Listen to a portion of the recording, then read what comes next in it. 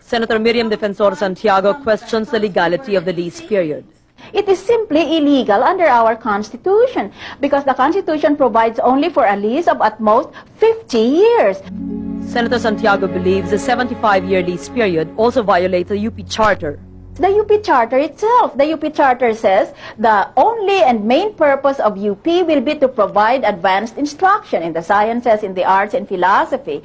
Now, the development of a commercial district cannot conceivably, by any stretch of the imagination, be argued to be part of the main function of providing advanced instruction.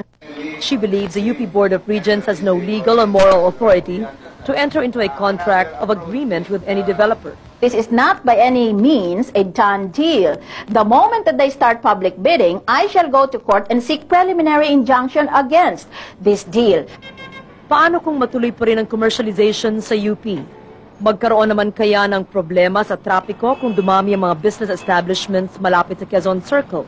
Kung i-develop mo yung dyan sa Commonwealth, ano naman ang mapapala natin dyan, lalo lang magkakaroon ng traffic, yun nga yung iniiwasan natin. May solusyon namang binabalak para dito. Pumasok yung pag-impose ng MRT. Kasi actually, the medium rail transit 4, yung sinasabi na itatayo dyan, the